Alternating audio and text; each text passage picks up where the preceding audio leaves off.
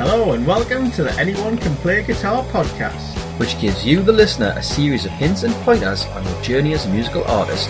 providing you with interviews from those in the music industry, along with our own experiences. Ben and James shine some light on the many pitfalls and opportunities that being a musician has to offer. This week, Ben's backstage at the Centre for Life in Newcastle, speaking to Paul Smith from Maximo Park about songwriting, stagecraft, image and food banks, whilst also going a little off-piste with their latest album title. Welcome to episode 1 of me, Ben, and him, James. Episode 1, James. Yeah, it's come round fairly quick, I guess, although it was months ago when we first started. The whole idea of doing this.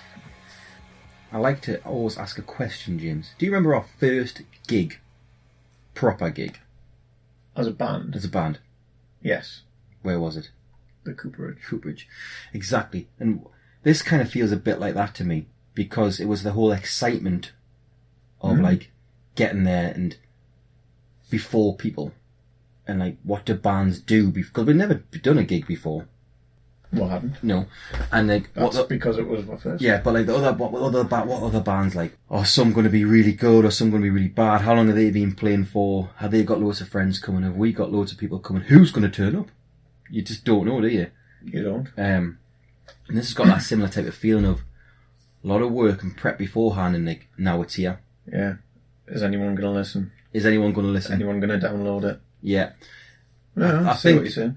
Yeah, and it's that whole excitement of like, anyone who thought, they're just chatting to people, whatever. This must be easier though, because in my head, going out to a city centre to view us takes a lot more effort than downloading a podcast episode. That's what I'm banking on here, I think. True, yeah.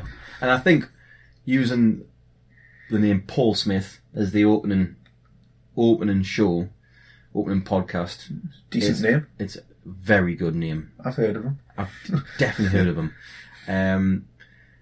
I think it's You've now met him. It's a definitely good way of showing of intent, as in, oh, it's Paul Smith from Maximo Park. It's not just like, oh, mate, Dave. No offence to Dave.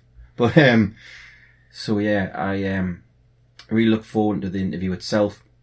Setting up was as a different experience. I didn't know how hard or easy it was going to be to set up an interview. You didn't have an amp to lug to wherever you were. True. You had a mobile phone in your pocket. Yeah, mobile phone and a microphone. But like, setting a gig up, you just go and talk to the promoter and say, we're going to do this. Can we play at one point? And they kind of put you on. Paul Smith is like, now 5-6 album releases, career of 12 years. Lots of records sold, lots of gigs played. We followed them pretty much all of that time. Yeah, definitely. What's their latest album called?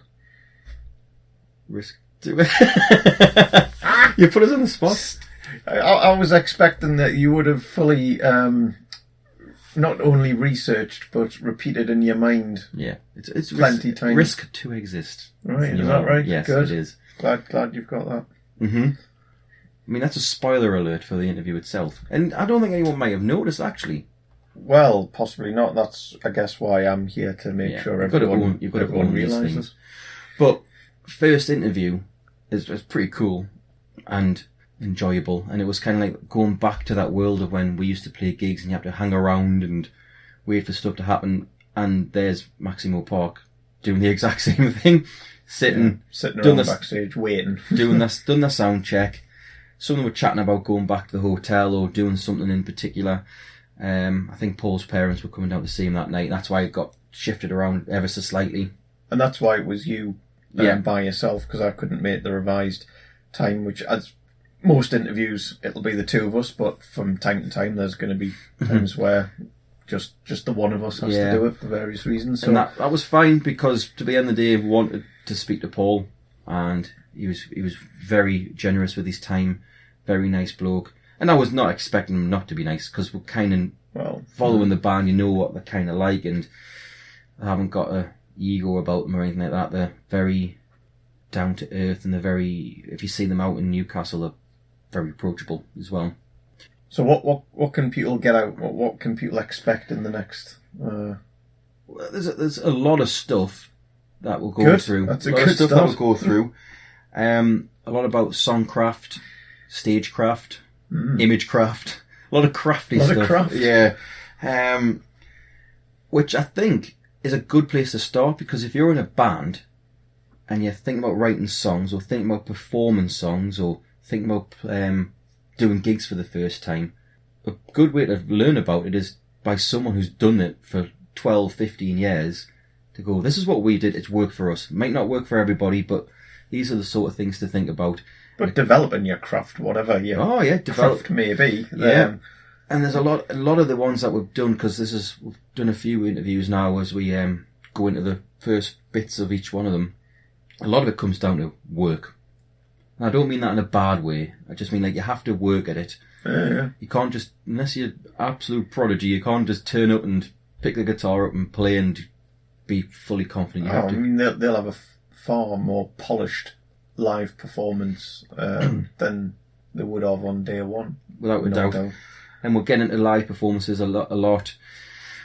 How he chooses to act on stage and how he chooses to dress on stage as well, and the whole ethos behind that. He generally dresses before he goes on stage. Yeah, he does.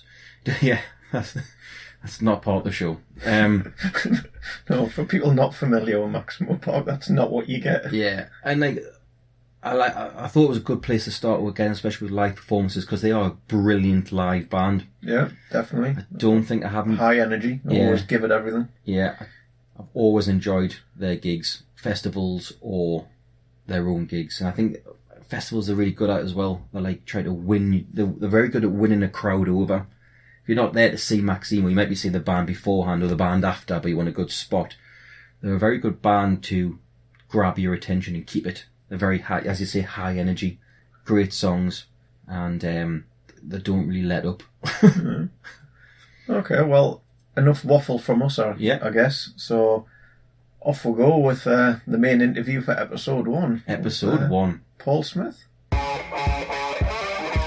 Very much, Paul, for doing this. We're backstage at the Live at Times Square Centre for Life for the summer series of gigs, is it called? I think so, yeah. Something like that, and with Paul Smith from Maximo Park supporting the Libertines tonight on a very nice Thursday, August day. It looked a bit etchy before, didn't it?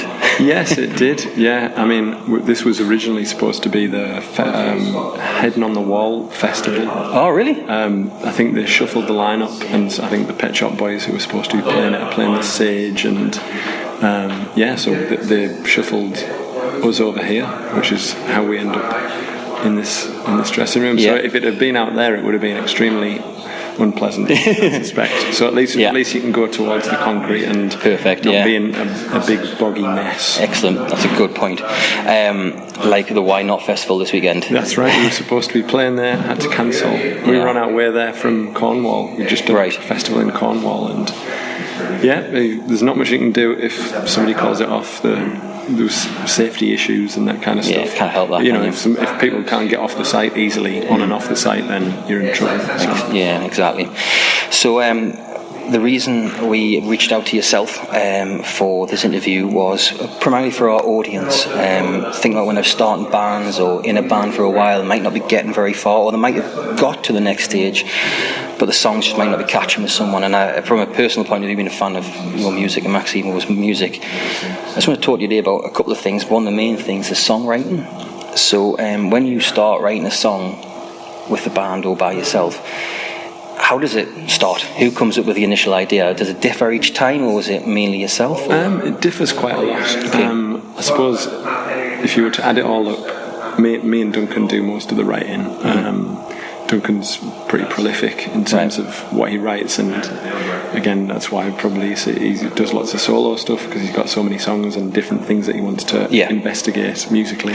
Then it's the same for myself. I write a lot of stuff, and a lot of it doesn't fit in with the band, or the band have already got something going, and when I'm by myself, I'm playing on a guitar, and I kind of don't want to tell Duncan what to do, really. No. Sometimes it just works, and he'll add something guitar-wise on some of the tracks that I write, But yeah, a lot of the time it's either him or Lucas. And in the early days, Archers, our bass player, would, they had songs and they would just let us know, and I would go away and have a little go at coming up with some words and melodies. And it was weird in the early days because the band had been playing for a while before I joined, and so some of the songs were almost complete, or they were complete in a different guise. Something like Graffiti, Signal and Sign. They were songs and they had different words, and Duncan was singing them, and Limassol was another one where Archers was singing them. So I took, if I thought there was any words that went with my ideas, I would modify some of those, and then other ones just going missing, for example, it's just completely from scratch, a new vocal, new words. And so that was the kind of way that I got into the band, really, because I'd never written words particularly before, just sort of bad teenage poetry. I know how that feels. A lot of people are out there doing the same thing as we speak, which is good.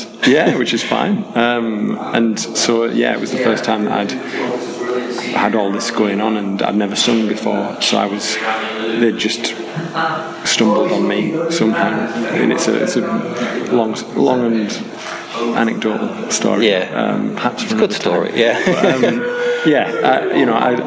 didn't know what would work and what wouldn't, and so I was kind of feeling my way into it, and things that I was good at, or that felt right, is probably what I should say. The things that felt good were quite emotionally driven lyrics, and sort of certain, I don't know, let's say political lyrics just didn't work, or on our new album it's quite political, and I was going to mention that. And I feel like we've been working long enough to slot some of those things in and feel comfortable doing it, and you feel like you've got better at what you do, and that's the funny thing in music. A lot of the time you find a decline, a sort of steady decline, and that's often the case, kind of commercially speaking, because it depends at what point you peak, but only sort of maybe 4 or 5 bands in the world can sustain that kind of sort of stardom and that kind of thing, that mass kind of blanket acceptance that they are there, and people go and see them in their droves and whatever. And so for us, it was always like, right, well, our commercial fortunes may fluctuate, but as long as the songwriting is good all the time, and as long as we don't rest on our laurels, especially again after the first record did okay, then the second one did okay, and it's like, other people might go, we've made it, guys, and just slack off, and that's often the perception, and we were determined not to do that. We were pretty grounded people, we like to I like to perform, put on a show. That's one of the reasons, isn't it? And that gets a lot of attention for your band in the live arena, but if the songs are no good, then people will stop eventually. You'd like, or the songs or your music won't have that kind of quality that makes people want to come back again and again. Maybe if somebody is outrageous on stage, people will come back, and even if the songs are not good, I'm sure there's a few bands there is out there that have that kind of appeal. So it was, obviously with every band you're trying to find the perfect marriage of things. You want the artwork to be good. If you're doing videos, you want them to be good, although that's more difficult because you're farming it out to people and you kind of trust them, and then the money runs out halfway through a day, and so those things are a bit out of your control. There's a lot of things that are out of your control, and that's the one thing that I try and remember, is that we're the ones in control of the songs. And if it takes 3 years for an album to come out, that's how long it takes. That's how long it takes. If it takes 15 minutes to write a song, if it's good, and if you still like it a few weeks later or a month later, then there's no hard and fast rules. But I'll often get a song from one of the other guys, and I'll maybe we'll rearrange it later, but I'll put basic ideas on it and send them back to the guys, or if we're in the same room, which is not so much the case these days because everybody lives in different parts of the country. Tom lives in Liverpool and I live here, and with Duncan we're both still in Newcastle in our own homes, not together like the Monkees or the Beatles, but we're yeah, Lucas is in London, so we're a bit scattered. So it is a lot of online. Technology helps us, but we've got a studio up here, kind of a glorified rehearsal room. That is where we recorded a lot of Too Much Information there. So right. And we recorded a lot of B-sides there. So it is a resource for us that helps us write the songs and helps us arrange. You know, the other guys will come and stay in somebody else's house, or maybe they'll get have a mate and bunk with those guys, and that's how we do it. You know, I mean, that's the way it's evolved, because you can't get in the way of people's lives. You know, no, of course not. Yep. You have to move on and do whatever feels right musically, life-wise, and then work and try and work around it. So at the moment, I mean, it's still the case. It used to be a CD was given to me by Dunk with a song on that he 4-tracked. Now it's a Pro Tools email, whatever. And he did a lot of engineering work before the band started, and I think that he did a sound engineering course, and all those things are very much part of how we, I suppose, developed and became kind of quite a fully formed band. You know, the first stuff that we put out was, we recorded it, and that's, you sidestep the money of going to the studio. And, I mean, when I do my own records, I've help from my mate Andy Hodson, who's in Warm Digits, and he does the drums and records it all. And I'm illiterate on the computer. I just don't know how to do things. I use GarageBand for my demos. That's what we're using now. And that's it. It works for me. But in the future, if I want to do things without having to go to Manchester to meet Andy's, then I'm going to have to learn a bit more. But then you're always working on the next record. You're writing. So it's those deadlines. There's always something. It's a funny thing, you manage to become successful in inverted commas, but your time is always consumed by something else that you need to do to maintain things. Just to go, we have to do that now, and we rebel against that from time to time, and you can. We're lucky that we can, but we like to work, and songcraft is a big part of what the band is all about. And again, it's not really a kind of cool, sexy thing to talk about. Hey, we love songcraft. But it's if you don't have that, I don't see how you can succeed, because if you hit a lucky once, it's once, isn't it? But again, that's a lot of bands do, and they're very, when we were first starting out, I never wanted to be a singer, because the singer was always the kind of cocky guy in the pub in the corner, telling it like it is, apparently. And I was just like, oh God, he must be a singer in a band or whatever. And then, funnily enough, I've ended up in one. But you try and do your own thing and find something that people aren't doing. So back when we started, pretended to be Liam Gallagher or whatever was all the rage. And there's the person who should be sitting there. He did that when we were in a band as well.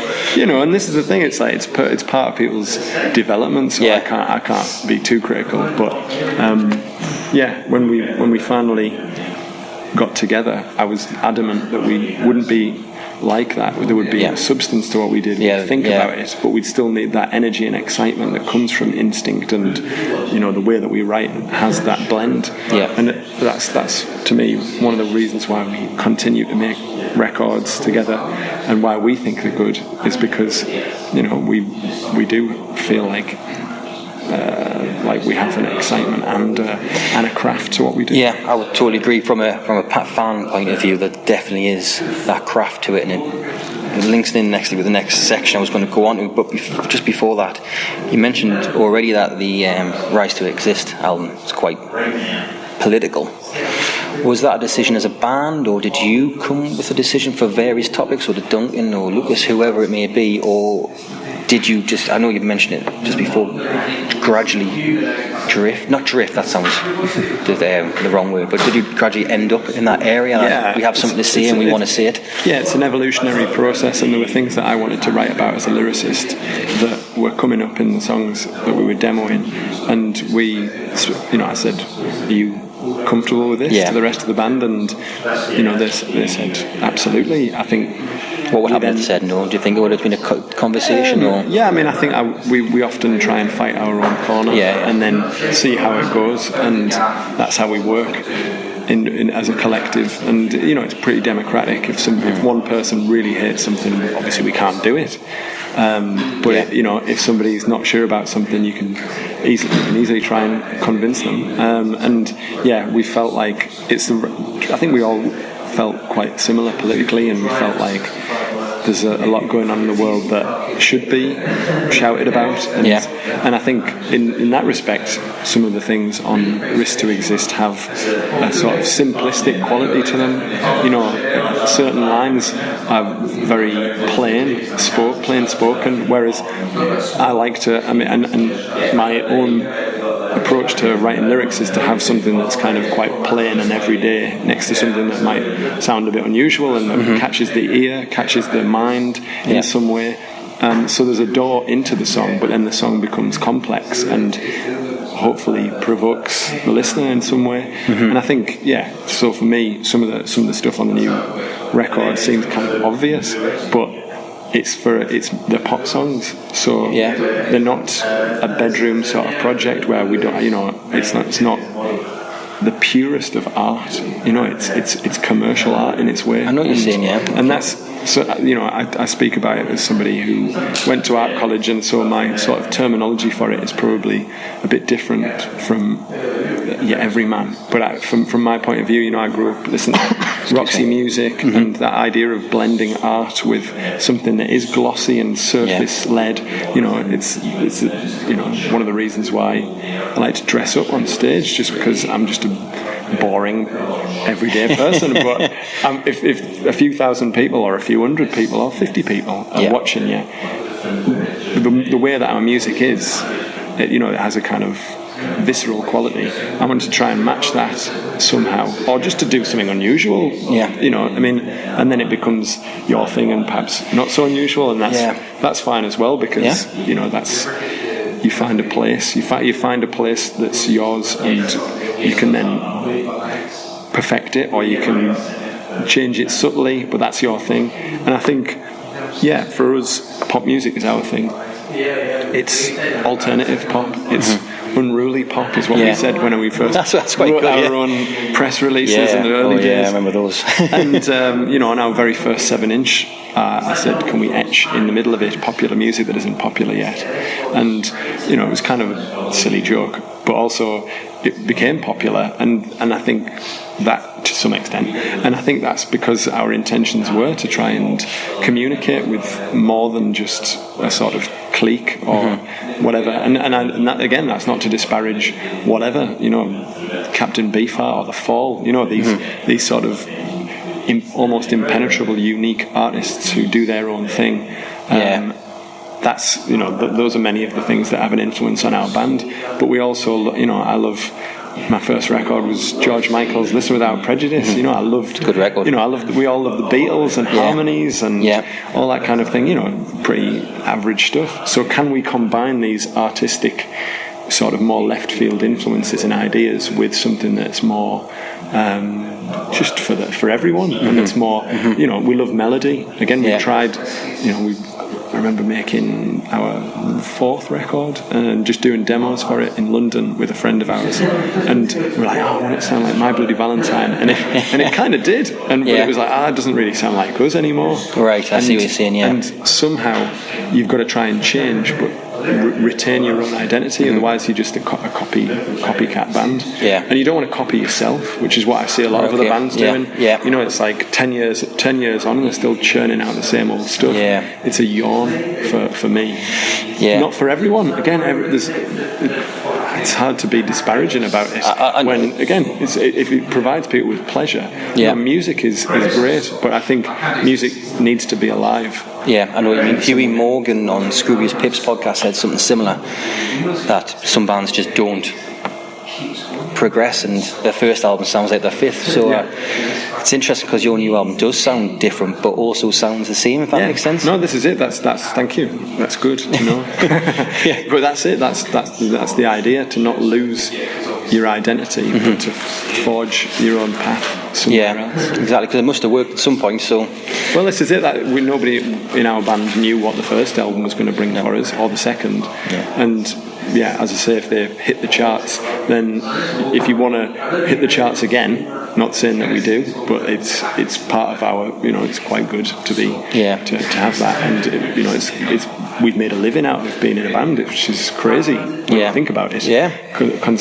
12 years later again, to be even that's something. It's quite unusual for a band, an alternative band, especially from Newcastle, and not part of any London scene or whatever. We haven't got that. We've never had that kind of support from the music industry. We've always been quite independent, starting out on Warp Records. We've done our own thing, even though we're still a kind of pop band, and we love writing songs with melodies and words that people can at least use as a starting point to get in the song. They're not impenetrable. They're about everyday things, but everyday things that you think are magical and are poignant or that are worth describing. Or if you're angry about something, you can put it into a song, and hopefully somebody somewhere else will feel a kind of solidarity. Or if it's not something that they've ever thought about, maybe they'll think about it in a different way. Those are the kind of ambitions when you first start out, and you have that kind of idea. My friend of mine, his first dance was Questing or Coasting.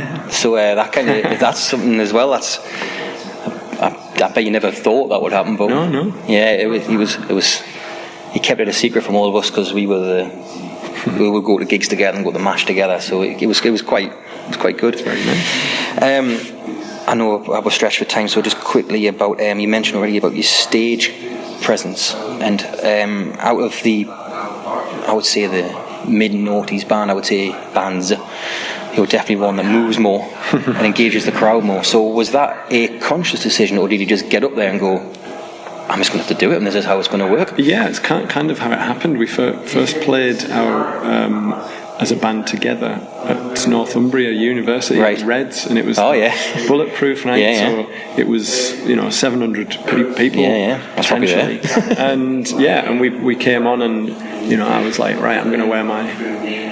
It's funny because I was already wearing kind of like suits and stuff in my instrumental band, me and the Twins, and that's one of the reasons why the rest of the lads thought I would be a good front man. They didn't know if I could sing or if it would fit, but they knew that I liked to try and put on a performance. But that band was instrumental, and that's why I was performing maybe a little bit more than other bands, certainly instrumental bands. Yeah, definitely. And so the first time that I got on the stage there, I just felt like, I believe in these songs. And we waited sort of 3 or 4 months. We rehearsed. We made, we wrote songs together. We felt strong, felt like a kind of things were happening. And so that gives you a lot of confidence. And, I just thought, and certainly initially, who are my sort of frontmen idols? And it's like Iggy Pop and Iggy's something else. Somebody who just gives everything and not the most. I certainly wouldn't take the more outrageous aspects of his performance. That's not very. It's not very me. But just that idea. I saw a South Bank show documentary about him, and he came off stage and he collapsed. And I just thought, that's somebody who's given everything for an hour. And so I've always wanted to give everything, and I have in every show I've ever done. And if I don't do that, then I'd just give up, I think, because it's a repetitive business. Unless you're connecting with the songs each night, then it's going to become tedious and autopilot. And that's something that I've always wanted to talk to the audience and not say the same things every night. And sometimes that leads me to say silly things, and the rest of the band are probably groaning as well. But to me that's important, and to try and think on your feet, to try and make it something that's unique for that night. But like people like Brian Ferry looking. Well, he's smart as well. And Talking Heads, David Byrne again. Just somebody. They're pretty big frontmen. People who I've seen. It's like David Byrne is agitated and looks gawky and weird, but that's his thing, and it's powerful, and it has a. It really grabs your attention. So for me, it was like, how can I combine those three? I should have worn my Talking Heads t-shirt. But that's I definitely thought, and I'm not going to shrink away from this. That's good. I didn't know what I was going to do, and I just did what felt naturally. And obviously, practicing in the rehearsal room. So you did that in the practice room as well? I guess so. Yeah. I mean, the rest of the guys kind of knew that it was going to go off when we played. They tell me now. but yeah, to me it felt natural, and I don't know why, because I'd never sung before and I wasn't really a performer, and as I say, I don't like drawing attention to myself, so it's strange to be up there. So you think, well, there's two ways to go here: shrink or become larger than life in some way. Yeah. And that's it's a projection of what I feel like. And again, it's kind of it's just things that I'm interested in, and kind of things, the way that I feel I should move to get the song across, even if that might be kind of silly. Maybe the people will get this little drum beat, the little drum pattern a little bit more. But yeah, we were just trying to do something that made us stand out, and being on Warp Records, we felt like that would make us stand out a bit. And yeah, the whole thing was an idea of, if I hold this book up, people might go, oh, these guys are a bit different, maybe I'll find out more about them. And I'm sure it probably wound up a few people who don't like any sort of deviation from kind of somebody standing with their hands behind their back and singing the songs. So, but I don't mind that either, because again, that kind of there's something quite confrontational about our band in a way, which I think is necessary. There needs to be some sort of edge to what we're doing. What that is, it's sometimes indefinable, but if it doesn't have it, then the songs don't work. So we kind of try and find that wherever it is, and it's, I think early days especially, it was like, right, we're in a grotty pub and I've got a book, so why not? Perhaps you can ask the question why, or what. Just people asking questions at gigs while they're enjoying it is the ideal scenario, rather than just, again, it's like, I don't want to be on autopilot, I don't want the audience to be on autopilot either. Cool. Well, I know you're in a rush now, so one last thing I just want, give you an opportunity if you want to talk about. I know you work a lot with the area for like food banks and stuff. Yeah. So I don't know whether you want to mention stuff like that on here as well, just to get the message out a bit more. Well, I mean, it's one of those things where it's, if you can afford it and you're passing by, I mean, there's one in the Granger Market right in town, which I think Newcastle United I think they do, are running, which is good. Again, it's just a community kind of thing. I'd recently hosted an evening for Secret Cinema, who put on a film in an unusual location and don't tell you until the night before or whatever. And it was for I, Daniel Blake, the Ken Loach film. And yeah, I mean, it's a pretty powerful piece of work. And even if you don't agree with everything in it, or you don't think it's the best film ever made, it's certainly, whatever you think about it, it reflects the reality of the situation, especially as I understand it. The main protagonist goes to a job centre and just has a very hard time. He's an older guy in a library who can't work the computers. Very everyday situations, and it certainly brings home the situation. There's a scene where the West End food bank is in the film, and they came down to this screening, and everybody who came was asked to bring something, and I brought something as well. Yeah, that's good. As the compare, and yeah, I think we always. I don't think we understand how badly off some people are, or we scapegoat them and say what's wrong with them. They don't have money because they're going to a betting shop, or they're doing this or that. But unfortunately, our the government have systematically made life more difficult for people in this country. You've got to get involved with, and so somebody asked me to get involved, and I was more than happy to. I think it goes beyond kind of the reasoning why. I think we shouldn't be too judgmental of other people, and we should help if we can. So besides the glaring mistake, which you're going to point out, so I might as well own it. I wasn't going to bring it up. Yes, you definitely were. I thought the interview itself was really good. In fairness, I thought you did reasonably well. Reasonably well. Well, I'm not say too well. I always want to encourage you to. Stuart Pearce, the footballer, never wanted to be praised because he knew he couldn't go any better. Well, that's the thing. If I don't point out your errors, you might never get better. That's true.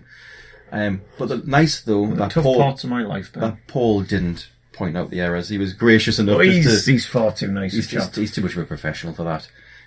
But all jokes aside, he was very nice with his very nice person to meet. But and genuinely, I mean, like we've said, you know, in the intro episode, you know, us interviewing people, it's a completely new thing to us. Yeah, you know, it is. I think that's important. Just to sometimes, like when we did with the band, just do it. Just get up and do it. What's the worst that can happen? No one's gonna fire you, because no one's gonna fire you for anything. I don't know. Maybe do I have the power? Could I fire you? I don't know. I'd be a bit screwed, to be honest, as a solo mission. So yeah, you're probably safe. Yeah. On that. I'm going to start on the collaboration part of it, the collaborative part of the band, how they write songs and getting started. I think getting started is a good place to start.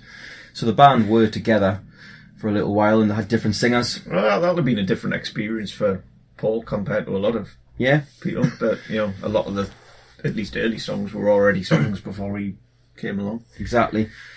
And I think that's probably a challenge, but also probably a good challenge, because if they've got the song in their mind, so like if Duncan's written the music or whatever, and they've got it, and he comes in with his high energy, bouncing around the practice room, going, "Who is this bloke?" We met him singing into an amp at a club, and then you think, actually, he's just made our song go from here and just elevated it because he's putting the energy behind it. So here for listeners, Ben's got his hand roughly about his eyeballs, and he's raised it above my bald head.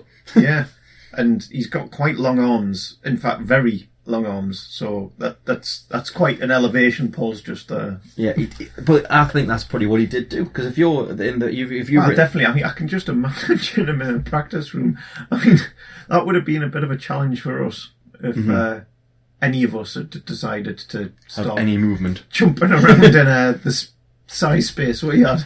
But I think if you're going to be like that on stage, you might as well do it in the practice room so people know what's going to get. And I just love the phrase, "It's going to go off." I bet you the band are going, "Wow, it has gone off." Yeah, he's off, he's away. But if you're elevating if he's elevating your songs or your sound, unless you're really, really like, "Oh, these are my songs, they're played like this," you've got to think to yourself, actually, this is really going to go into something. Maybe it's the missing element. And I think if you're in a band and if someone brings that extra spark, then it can only be a good thing.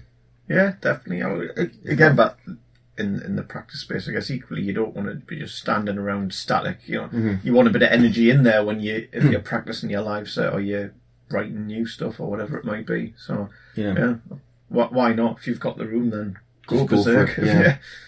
Yeah, and the collaboration part of it kind of was throughout. So the basic ideas were there before he joined the band. He brought his own flavour to them. He's a very good lyricist as well, and he's very well read. If you know anything about Paul Smith, he does his own podcast about like literature, and he's always reading new stuff, and he's always putting stuff up. So he's very well read, and he's a storyteller. Yeah, he is a storyteller. Yeah. So like bringing that to the room, especially when they've got this kind of set roadmap of their songs already. I think it's took a bit of confidence for Paul to do that, but also the band to accept it. And well, it obviously works if you had that a bit of like give and take, and that kind of it's gone through the whole career, especially with the new stuff, where it's got more of a political edge to it. Yeah, well, I was interested in that part of it. That he always said that it was, you know, very sort of emotionally driven in terms of, you know, the early days, in terms of what he would write about and what they'd sing about. But it didn't necessarily feel right, and they didn't get on to sort of having more political content until very recently. And so yeah, equally how that came about and at what point did just Paul, or one person say, right, we're now going to talk about this. He sort of, obviously he'd sort of put forward a lot of it, but it sort of felt right for them as a band. So he'd said that if one person had been in the band, no, we're not happy with that, then they operated like a democracy. You know, it wasn't that one person says this is how it's going to be, and therefore that's the way. Which would be kind of ironic considering the sort of stuff they're talking about. Yeah.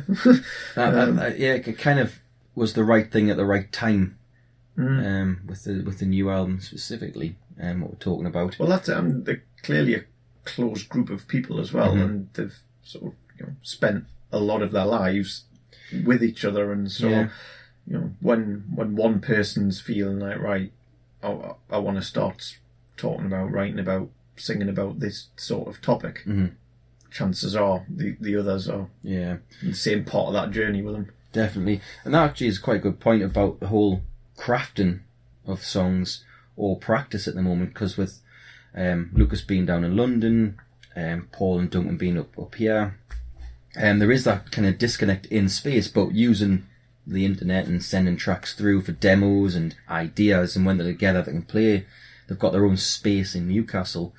That definitely will help. But using the technology is quite important. Yeah, it's something we didn't have at the time when we were in a band, and I guess Maximo wouldn't have necessarily when they started out, but I could see how that would help maximise the time that you have together. Yeah. For example, we go into the practice rooms and you might have heard, I've got this little guitar riff, and then, but that would be like the first time Simon would have ever heard it. Yeah. At which point he'd then have to, right, what notes are you playing on? Yeah. And then listen to it and then get his own sort of ideas, and then bit by bit people would then get involved. Whereas if you've all shared that digitally and had the chance to listen to it, you might have thought, well, actually one of those guitar licks or sort of drum loops or whatever would actually fit with that. Then you've got a picture, so when you come into the room, you're not sort of starting from scratch, so to speak. For a lot of us, we only had like so much time each, once a week, sometimes twice a week, where we'd go into the practice room. So you want to make the most out of it, because again, like for a lot of bands, we'd be paying to go into the practice space. So I could see how that would. Yeah, and I also think it would cut away some of the. So if someone didn't like something, they could say, "Well, I listened to this track. I like the verse. I thought that was really catchy, and the hook's really good, but the chorus not for me." And then they're not spending time figuring out in the practice room. They could go in saying, "Well, that's what I thought. How about this?" Again, maximising the time. Whereas when we had an idea, I was like, "I've got an idea. Let's go with it." Well, yeah, but equally, if you started to play something, and there was a few times where it was like, "No." Well, yeah. We'll give you 20 seconds, 30 seconds, just like pull the plug. Yeah.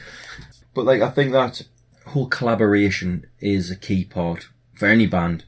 Because that's how I think sometimes people can leave bands or just completely break apart if you want to go in different directions or have different ideas.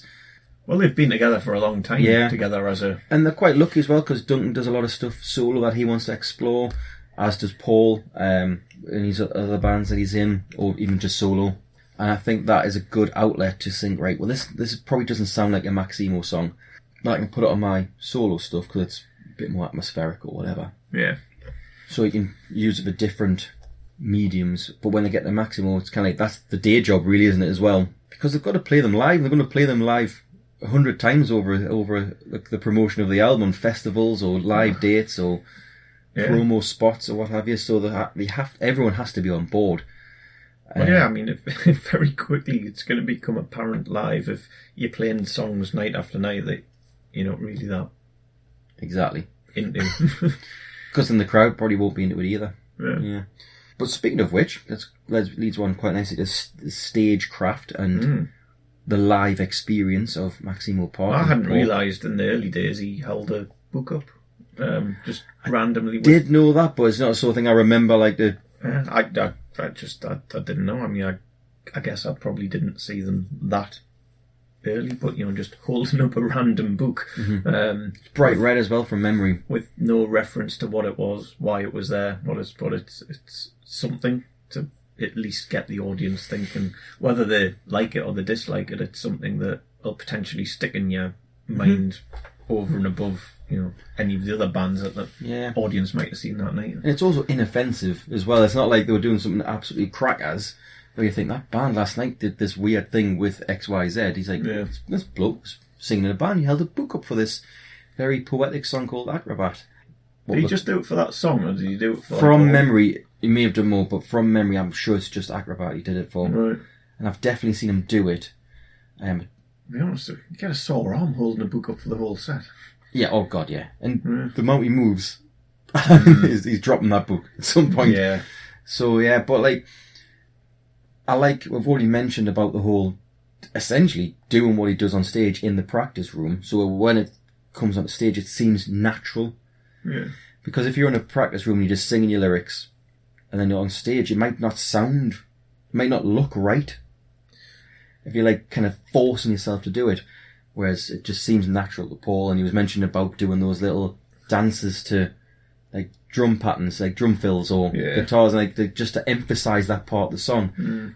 I just like the fact that they do give some thought about the live craft, and really going for it. Because if you do really go for it, without going over the top, obviously. Yeah, it's not holding back, but not control. Sort of what you've said in terms of not forcing it. Like again, they obviously did it in the practice rooms, but that was I got the feeling that was a sense of creating that live sort of energy, rather than it's this song. So at this moment, and after 2 minutes and 10 seconds of that song, I'm going to get up and stand on like one of the amps or whatever. That's not what it's about. And if you try and force and stage manage it too much, I can't see that working. But going for it and not holding, anything back, and not being too worried about what you might look like or how you might come across if you're doing something that's natural and you're enjoying it, and that's coming across to the audience. Yeah, because it doesn't look awkward for Paul, I never think. Nah. It does look like he's enjoying it and really enjoying it. Some of those jumps are high jumps. Yeah, don't know if I could jump. I don't know whether you would have looked right for you. But that's fine, because you did do your point and stuff. I did like a point. You did like a point and getting like... I love to point. That's one of my skills. Getting those shoulders going. I can point. But jumping, I don't know. Like, I don't think in general we jumped much. Simon had a very solid stance. Simon loved a solid stance. He still does. Yeah, that's true. With or without a bass. Yeah. So on the back of the stagecraft, one of the other things that was spoke about, which kind of links into it, is how he looks on stage. Very, very smart. Very, very smart. And I often wondered... Equally, I wouldn't want to have a suit on. Personally, I'd feel like it would get sweaty. I just got an image of like Lee Evans, the comedian, when he does stand up. Generally, if you're on a proper stage, there's some very hot lights. More than one garment on my top half, and I'd just be sweating buckets. Yeah, but I think that fits his style and his sound. It works for him. Definitely. And he does look good. Does look, no doubt. Yeah, definitely looks very good. And he's stuck with it. It's not a gimmick either. Like at some bands, like it's a gimmick and they'll change and try different things. And some bands, all dress exactly the same and they've got their sort of uniform, if you like, which again, absolutely fine. But no, I couldn't personally have got away with that. Yeah, you might. Probably not, but... Because I'd probably look like I was due to go to court or something. Or trying too hard. Well, yeah. Yeah, because when Paul and I were speaking, he was again, smartly dressed. It doesn't look out of place for him to jump around the stage. It also doesn't look out of place for him to wear a suit or a tie or a hat or whatever it might be. It's not forced. I think that's... Again, it fits in with the band and the music, and it all works, and that's probably why they've been so successful for so many years. And it's quite a hard one, because if you're listening and going, right, Paul wears this, I need to find this thing. You don't need to, you just need to be yourself. Again, we'll speak in various different episodes about having your story. Part of Paul's story is that he is into Brian Ferry and David Byrne from the Talking Heads, and they're all smart and nicely dressed, and really helps his image, and it doesn't look forced. It's all natural. And it's just finding your own one of those. If you are into Fred Perry tops, for example, and it looks like you, then that's great. That's how it works. Or when Chris Martin went through his white t-shirt phase, maybe that might just work better for your style of music or ethos of the band. I think it's an important thing to think about, because you don't want to turn up in something that's like just it's on the floor. But likewise, well, I think you could think if you think, right, we're going to have a band uniform or whatever that we all wear, and it's something so completely different to what you would normally wear during the general course of a day or in your life, then you're probably going to feel a bit awkward or different because it's not something that you normally wear. So when you go on stage, there's probably a chance that you'll look a bit awkward because you're not used to wearing that sort of stuff. Yeah. Whereas if you generally wear a suit every day, then having one on stage, it's not differently. You just feel more comfortable. Yeah, it's just that's who you are. So there's probably lots of stuff there to think about. Again, like with most episodes, these are not set in stone rules that you must follow. It's definitely not a how-to guide. Yeah, look, one of the main things that you and I have spoke about for this podcast is to highlight good causes and charity causes that they won't all be music related. Yeah, or many of them won't be. Yeah, it's just a little bit at the end of each episode or end of each interview that just to highlight something that's close to that person. Again, what we'll speak about in other episodes is getting a connection with the artist, and this is a great example of what Paul is into, and that is food banks and looking after the community. It's a very easy thing to do. Very easy. Tin of beans doesn't cost much. It doesn't, and I think it's in this particular time, and Paul really goes into it. He's really passionate about it, and that's probably where this new material comes from, and that's again his story. Yeah. He really goes into the detail on what he's done, hosting the nights for I. Daniel Blake, and providing food himself to them. And it's but a lot of, I mean, certainly in the UK, a lot of supermarkets will have some kind of collection point to drop off, whatever it might be. Like I say, it can be as simple as don't have that bar of chocolate that week. Yeah, buy a tin of something. It's helping out a family. Good cause. Paul's passionate about it. A lot of other people will. So it's just to spread the word, get the message out there. Yeah. Excellent. So everything will be in the show notes for upcoming for Maximo Park and Paul Smith. We'll also put in the show notes for food banks. Hope you enjoyed the first episode. And so to quickly signpost the next episode that we've got coming up, we have one of the most recognisable voices in UK radio, Mark Radcliffe, on the show.